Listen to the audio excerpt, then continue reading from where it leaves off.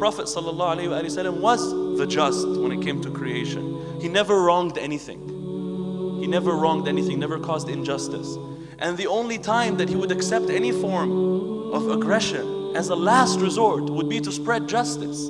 And any fair-minded Orientalist, if you've read any of the critique people who write about the Prophet ﷺ, anybody who's fair and objective will say, Karen Armstrong is an example of a writer from this country who wrote about the Prophet Muhammad ﷺ, a prophet for our time. And she did say that this was someone who could not tolerate injustice and would not do anything, and he hated war and he hated violence. And Allah subhanahu wa ta'ala told him that in the Quran. كتب عليكم القتال وهو كره لكم وعسى أن تكرهوا شيئا وهو خير لكم وعسى أن تحبوا شيئا وهو شر لكم والله يعلم وأنتم لا تعلمون. That at times fighting has been prescribed for you, at times, and you detest it. You don't like it, and Allah doesn't either.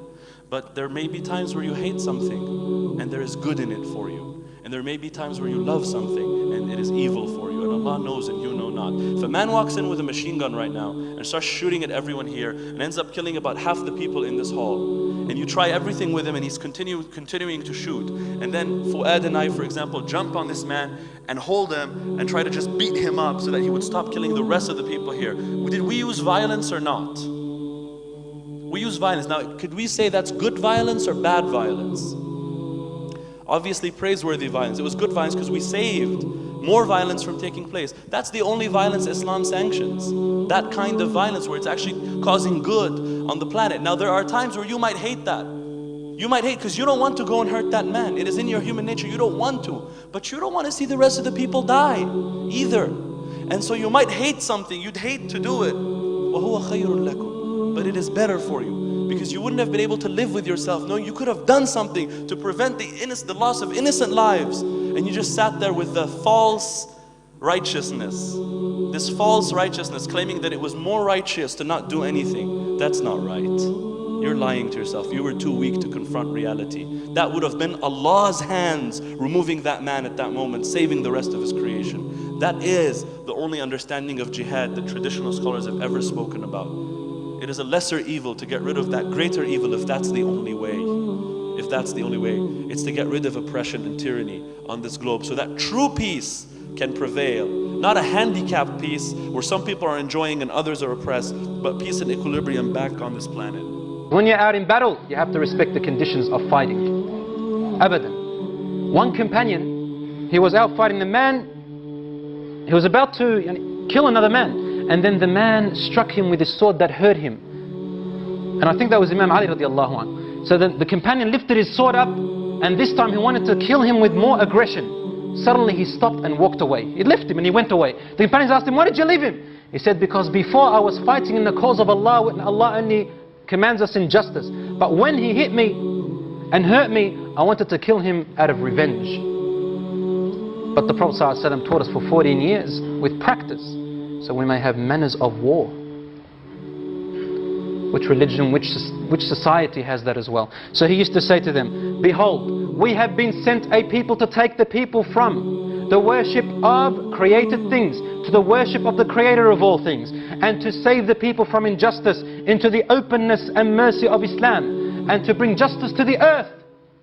Do not kill an old man amongst your enemies if he is not fighting you. Do not kill a woman who is not fighting you. Wallahi, even if she is in the ranks of the enemies. Do not kill a child. Do not cut off the branches of trees. Do not kill an animal. And do not ruin soil. And do not be excessive in killing. Do not mutilate the bodies. And look after the affairs and the conditions of war. And if you hold captives out of this war, then feed them from what you feed from your family. And treat them well as you would treat a guest. For they are your captives and you have power over them. And Allah does not like people who have oppression over the weak ones when they have power over them. And what's interesting to me about war and religion, because it's a paradox, religion, of all the religions, Islam is most associated with militancy.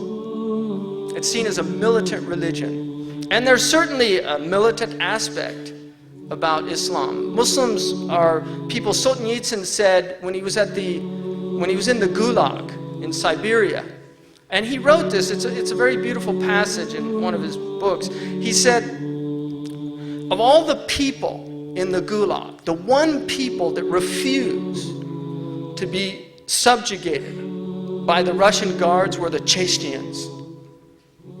They would not submit to the humiliation. They always stood up and they would fight. And he said, and the unusual thing about this is that they actually gained the respect of the Russian guards. And the Russian guards had a type of fear of them. Chechens, the name for their capital, Grozny, is fierce. Tolstoy wrote a book about a Chechnyan mujahid called Haji Murad, about the nobility of the Chechnyan warrior. Chechens are a very free and independent people. And one of the things that Islam teaches is never to be a slave of anybody but God. Never bow down to anybody. Honor people, respect people, but never allow a person to abuse you.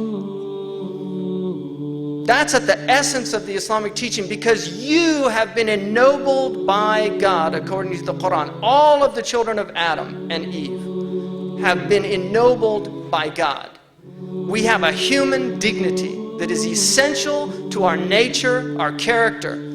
And in honoring that dignity, we must honor others. And in honoring that dignity, we do not allow ourselves to be dishonored. And the Prophet Muhammad said, a believer does not humiliate him or herself. So that's something very essential. And that's why the Palestinians are a resistant people. It's difficult for them. And even if they lash out in heinous ways, if you don't understand what is the essence of that, then you're missing the point.